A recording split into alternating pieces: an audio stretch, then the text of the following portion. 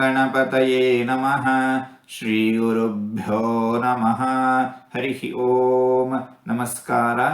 ಓಂ ಕ್ರಮಾಯ ನಮಃ. ಕ್ರಮಣ ಸಂಚರಿಸುವುದು ಎಂಬ ಕ್ರಿಯೆಗೆ ಕರ್ತೃವಾಗಿದ್ದಾನೆ ಭಗವಂತ. ಕ್ರಮಕ್ಕೆ ನಡೆಯುವುದಕ್ಕೆ ಹೇತುವಾಗಿದ್ದಾನೆ, ಕಾರಣನಾಗಿದ್ದಾನೆ ಭಗವಂತ. ತೇನ ವಿನಾ ತೃಣಮಪಿ ನ ಚಲತಿ ಎಂಬ ಮಾತಿದೆ. ಭಗವಂತನ ಪ್ರೇರಣೆ ಇಲ್ಲದಿದ್ದರೆ ಒಂದು ಹುಲ್ಲುಕಡ್ಡಿಯೂ ಕೂಡ ಚಲಿಸುವುದಿಲ್ಲ. ಹೀಗಾಗಿ ಭಗವಂತ ಕ್ರಮಃ. ಮನಸ್ಸಿನಲ್ಲಿ ಚಂದ್ರನನ್ನು, ಶ್ರೋತ್ರದಲ್ಲಿ ದಿಗ್ದೇವತೆಗಳನ್ನು, ಪಾದದಲ್ಲಿ ವಿಷ್ಣುವನ್ನು, ಬಲದಲ್ಲಿ ಇಂದ್ರನನ್ನು, ವಾಕ್ಕಿನಲ್ಲಿ ಅಗ್ನಿಯನ್ನು, ಉತ್ಸಗೇಂದ್ರಿಯದಲ್ಲಿ ಮಿತ್ರನನ್ನು, ಪ್ರಜನೇಂದ್ರಿಯದಲ್ಲಿ ಪ್ರಜಾಪತಿಯನ್ನು ಭಾವಿಸಬೇಕು ಎಂಬ ಮನುವಚನವಿದೆ.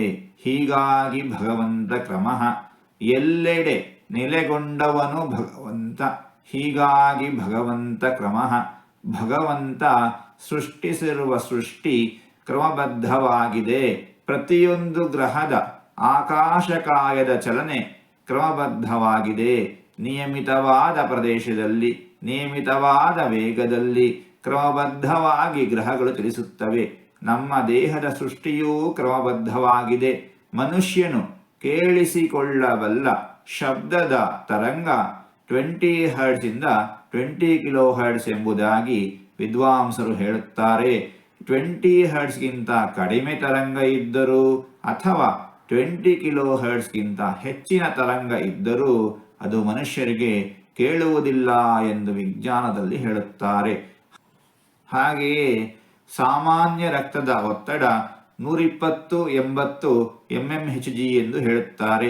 ಹೀಗೆಯೇ ಹೃದಯದ ಬಡಿತ, ನಾಡಿ ಬಡಿತ ಇತ್ಯಾದಿಗಳಿಗೂ ಒಂದು ನಿರ್ದಿಷ್ಟವಾದ ಕ್ರಮ, ಲೆಕ್ಕ ಇದೆ. ಈ ರೀತಿ ಸೃಷ್ಟಿಯನ್ನು ಕ್ರಮಬದ್ಧವಾಗಿ ಇರುವಂತೆ ಮಾಡಿದವನು ಭಗವಂತ. ಹೀಗಾಗಿ ಭಗವಂತ ಕ್ರಮಃ. ಓಂ ಕ್ರಮಾಯ ನಮಃ. ಹೀಗೆ 4 ತೊದಲು ಮಾತುಗಳನ್ನು ಆಡಿದ್ದೇನೆ.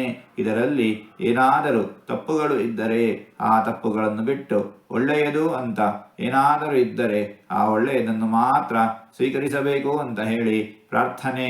ಈ ನುಡಿಗಳನ್ನೆಲ್ಲ ಆಡಿಸಿದ ಭಗವಂತನಿಗೆ ಸರ್ವವೂ ಸಮರ್ಪಿತ. ಸರ್ವಂ ಶ್ರೀಕೃಷ್ಣಾರ್ಪಣಮಸ್ತು.